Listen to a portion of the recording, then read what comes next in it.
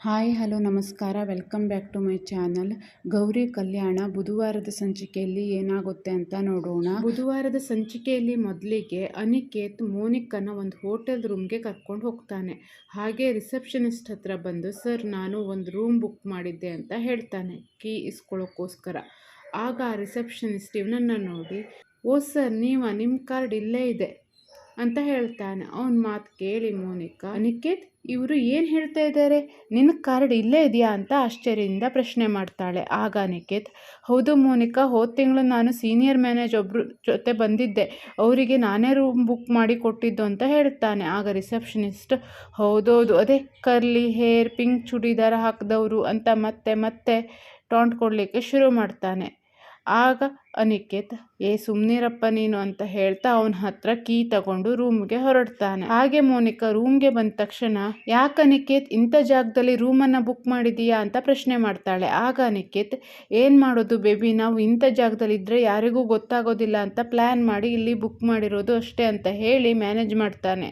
ಹಾಗೆ ಅಷ್ಟರಲ್ಲಿ ಅವನಿಗೆ ಕಾಲ್ ಬರುತ್ತೆ ಮಂಟಪದಿಂದ. ಅಲ್ಲಿ ವಿವೇಕ್ ಚಿಕ್ಕಪ್ಪ ಕಾಲ್ ಮಾಡಿ, ಏನನಿ ನಮ್ಮ ಫ್ಯಾಕ್ಟ್ರಿಗೆ ಬೆಂಕಿ ಬಿದ್ದಿದೆ ಅಂತ ಹೇಳಿದ್ಯಲ್ಲ, ಈಗ ಎಲ್ಲ ಸರಿಯಾಗಿದೆಯಾ ಅಂತ ಪ್ರಶ್ನೆ ಮಾಡ್ತಾನೆ.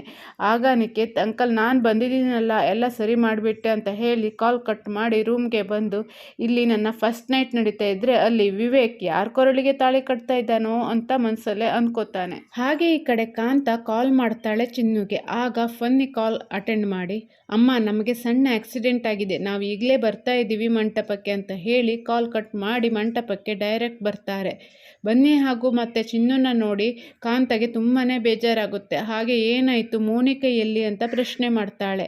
ಆಗ ಚಿನ್ನು, ಅಮ್ಮ ಇದು ನಿನ್ನ ಮಗಳು ಕೊಟ್ಟಿರೋ ಪ್ರಸಾದ ಅಮ್ಮ ಅಂತ ಹೇಳ್ತಾ ನಡೆದಿರೋ ಎಲ್ಲ ವಿಷಯನೂ ಕಾಂತಗೆ ಹೇಳ್ತಾಳೆ. ಅದನ್ನು ಕೇಳಿ ಕಾಂತ ತುಂಬಾ ಅಳಲಿಕ್ಕೆ ಶುರು ಮಾಡ್ತಾಳೆ. ಆಗ ಚಿನ್ನು, ಅಮ್ಮ ಈಗ ಅವಳು ಓಡ್ ಹೋಗಿದ್ದಾಳೆ ತಾನೇ, ಅವಳ ಬಗ್ಗೆ ಯೋಚನೆ ಮಾಡಿ ಏನು ಯೂಸ್ ಇಲ್ಲ ಅಮ್ಮ, ತಾಳಿ ಕಟ್ಟೋ ಟೈಮ್ ಆಯಿತು, ಅವರೆಲ್ಲ ಏನಾದರೂ ಕೇಳಿದ್ರೆ ನಾವು ಏನು ಉತ್ತರ ಕೊಡಬೇಕು ಅಂತ ಗೊತ್ತಾಗ್ತಿಲ್ಲ, ಹೇಗಾದರೂ ಮಾಡಿ ಮದುವೆ ನಿಲ್ಲಿಸ್ಬೇಕು, ಮೊದಲು ನಡಿ ಅಮ್ಮ ಅಂತ ಹೇಳಿ ಅವಳನ್ನು ಕರ್ಕೊಂಡು ಮದುವೆ ಮಂಟಪಕ್ಕೆ ಹೊರಡ್ತಾಳೆ. ಹಾಗೆ ಈ ಕಡೆ ಚಂಚಲ ತನ್ನ ಮನಸ್ಸಲ್ಲಿ, ಲೋ ವಿವೇಕ್, ನಿನಗೂ ನಿಮ್ಮ ಅಮ್ಮಂಗೂ ನಾನು ಕೊಡ್ತಿರೋ ಸರಿಯಾದ ಶಿಕ್ಷೆ ಇದು ಕಣೋ, ನೀನು ಇಷ್ಟಪಟ್ಟ ಹುಡುಗಿ ನಿನಗೆ ಮೋಸ ಮಾಡಿಬಿಟ್ಲು ಅಂತ ನಿನಗೆ ಗೊತ್ತಾದರೆ ನೀನು ಅವಳನ್ನು ಬೇಗ ಕ್ಷಮಿಸ್ಬಿಡ್ತೀಯ.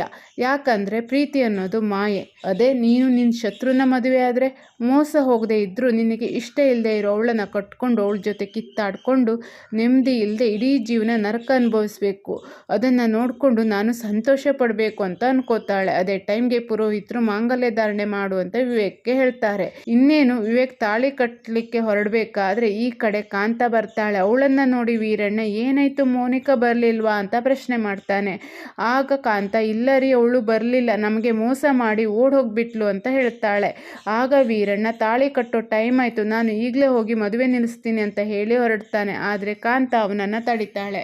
ಹಾಗೆ ಈ ಕಡೆ ಗೌರಿ ತನ್ನ ಮನಸ್ಸಲ್ಲಿ, ಇಲ್ಲಿ ನಡೀತಾ ಇರೋದು ತಪ್ಪು, ನನ್ನ ಪ್ರಾಣ ಪಕ್ಷಿ ಒದ್ದಾಡ್ತಿದೆ, ಹಸೆಮಣೆ ಮೇಲೆ ಕೂತಿರೋ ನನಗೆ ನರಕ ದರ್ಶನ ಆಗ್ತಿದೆ, ಈ ತಾಳಿ ನನ್ನ ಕೊರಳಿಗೆ ಬಿದ್ದು ಈ ಬದುಕು ಸುಳ್ಳಿನ ಸಮಾಧಿ ಆಗುವ ಮುಂಚೆ ನಾನು ಉಸಿರು ನಿಂತು ಹೋಗ್ಲಿ ದೇವ್ರೆ, ಅಕ್ಕ ಬರ್ತಾಳೆ ಅಂತ ಕಾದಿದ್ದು ಸಾಕು, ಇನ್ನು ಇಲ್ಲೇ ಕೂತಿದ್ರೆ ಅದು ಅಧರ್ಮ, ಅಕ್ಷತೆ ಹಿಡಿದು ನಿಂತವರಿಗೆ ನಾನು ಮಾಡ್ತಾ ಇರೋ ಮೋಸ ಅಲ್ವಾ, ಪವಿತ್ರ ತಾಳಿಗೆ ನಾನು ಮಾಡ್ತಾ ಇರೋ ಮೋಸ ಇದು, ಇದನ್ನು ಈಗ ನಿಲ್ಲಿಸಬೇಕು ದೇವ್ರೆ, ಅಧರ್ಮದ ದಾರಿಯಲ್ಲಿ 100 ವರ್ಷ ಬದುಕೋದ್ಕಿಂತ ಎದ್ದೇಳಿ ಕ್ಷಣ ಸಾಯುವುದೇ ಲೇಸು, ದೇವರೇ ನನ್ನ ಪ್ರಾಣ ತೆಗೆದು ಬಿಡು ಅಂತ ಹೇಳಿ ಅನ್ಕೋತಾ ಇರ್ತಾಳೆ. ಈ ಕಡೆ ವೀರಣ್ಣ, ಓಡಿ ಹೋದವಳು ಹೋದ್ಲು, ಈಗ ನನಗೆ ನನ್ನ ಮಗಳ ಜೀವನ ತುಂಬಾನೇ ಮುಖ್ಯ, ಈ ಮದುವೆ ನಿಲ್ಲಿಸೋದು ಈಗ ತುಂಬಾನೇ ಇಂಪಾರ್ಟೆಂಟ್ ಅಂತ ಹೇಳ್ತಾ ಇರಬೇಕಾದ್ರೆ ಈ ಕಡೆ ವಿವೇಕ್ ತಾಳಿ ಕಟ್ಟಲಿಕ್ಕೆ ಅಂತ ಹೊರಡ್ತಾನೆ. ಆಗ ಗೌರಿ ವಿವೇಕ್ ತಾಳಿ ಕಟ್ಟೋದನ್ನು ತಡೀತಾಳೆ. ಇದನ್ನು ನೋಡಿ ಎಲ್ರಿಗೂ ಆಶ್ಚರ್ಯ ಆಗುತ್ತೆ. ಹಾಗೆ ಈ ಕಡೆ ವೀರಣ್ಣ, ನಾನು ಮಾಡಬೇಕಾಗಿರೋ ಕೆಲಸನ ನನ್ನ ಮಗಳು ಮಾಡಿಬಿಟ್ಲು ಅಂತ ಸಮಾಧಾನ ಮಾಡ್ಕೊಳ್ತಾ ಇರ್ತಾನೆ. ಆದರೆ ಕಾಂತ ಮಾತ್ರ, ಅಯ್ಯೋ ದೇವ್ರೆ ಅಂತ ಅಂದ್ಕೊಂಡು ಗೌರಿ ಹತ್ರ ಬಂದು, ಏನಾಯ್ತು ಮಗಳೇ,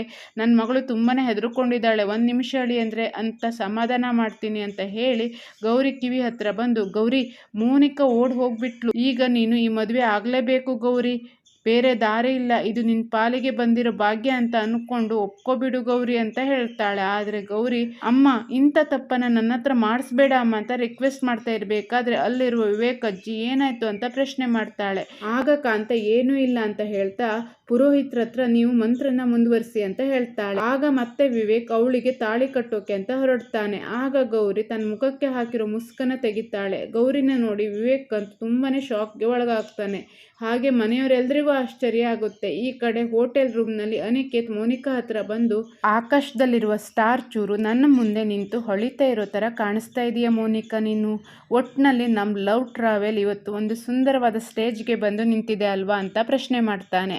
ಆಗ ಮೋನಿಕಾ, ಮಂಟಪದಲ್ಲಿ ಅಷ್ಟೊಂದು ಜನ ಇದ್ದರೂ ಕೂಡ ನನಗೆ ಒಂಟಿತನ ಕಾಡ್ತಾ ಇತ್ತು. ಆದರೆ ಈ ರೂಮಲ್ಲಿ ನಿನ್ನ ಜೊತೆ ಇದ್ದೀನಿ ಅಲ್ವಾ, ನನಗೆ ಎಷ್ಟು ಧೈರ್ಯ ಮತ್ತು ಕಂಫರ್ಟ್ ಫೀಲ್ ಆಗ್ತಿದೆ ಗೊತ್ತಾ? ಈ ಪ್ರಪಂಚದಲ್ಲಿ ನನಗೆ ಯಾರೂ ಬೇಕಾಗಿಲ್ಲ.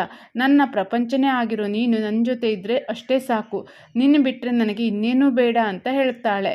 ಆಗ ಅನಿಕೇತ್, ಇನ್ನು ಮೇಲೆ ನಿನ್ನ ಪ್ರಪಂಚ ಕೇವಲ ಅನಿಕೇತ್ ಮಾತ್ರ. ನಿನ್ನೆಲ್ಲ ಕನಸುಗಳನ್ನು ನನಸು ಮಾಡುವ ಜವಾಬ್ದಾರಿ ನಂದು ಅಂತ ಹೇಳ್ತಾನೆ. ಹಾಗೆ ಮನಸ್ಸಲ್ಲಿ, ನೀನು ಮಾತ್ರ ನನ್ನ ಹತ್ರ ಬಂದರೆ ಸಾಕಾಗುತ್ತಾ? ನಾನು ನಿನ್ನ ಅಂದಕ್ಕೆ ಸೋತವನಲ್ಲ, ನಿನ್ನ ಹೆಸರಲ್ಲಿರೋ ಆಸ್ತಿಗೋಸ್ಕರ ಸೋತವನು. ನಿನ್ನ ಆಸ್ತಿ ಎಲ್ಲ ನನಗೆ ಸ್ವಂತ ಆಗಬೇಕು ಅಂದರೆ ಮೊದಲು ನೀನು ಪೂರ್ತಿಯಾಗಿ ನನ್ನವಳಾಗಬೇಕು. ಇವತ್ತು ನಾವಿಬ್ಬರು ಒಂದಾದ್ಮೇಲೆ ನಿಮ್ಮ ಮನೆಯವರಿಗೆ ಬೇರೆ ದಾರಿ ಇರಲ್ಲ, ಒಪ್ಕೊಳ್ಳೇಬೇಕು. ನನ್ನ ಕನಸಿನ ಸಾಮ್ರಾಜ್ಯಕ್ಕೆ ನೀನೇ ಅಡಿಪಾಯ ಅಂತ ಮನಸ್ಸಲ್ಲೇ ಅನ್ಕೋತಾನೆ. ಹಾಗೆ ಈ ಕಡೆ ಮೋನಿಕಾ ಕೂಡ ತನ್ನ ಮನಸ್ಸಲ್ಲಿ, ಅನಿಕೇತ್, ನಿನ್ನನ್ನು ನಾನು ಪೂರ್ತಿಯಾಗಿ ನನ್ನವನ್ನಾಗಿ ಮಾಡಿಕೊಂಡ್ರೆ ಆಮೇಲೆ ಆ ಕೋಟ್ಯಾಧಿಪತಿಗಳ ಮನೆಗೆ ಸೊಸೆಯಾಗಿ ಹೋಗೋದು ನನಗೆ ಬಹಳ ಸುಲಭ. ಅಲ್ಲಿಂದ ಶುರುವಾಗುತ್ತೆ ನೋಡು ನನ್ನ ಅಸಲಿ ಆಟ. ಆಮೇಲೆ ನನ್ನ ಪ್ರಪಂಚ ಪೂರ್ತಿ ಕಲ್ಲರ್ ಕಾಮನ್ ಬಿಲ್ಲು.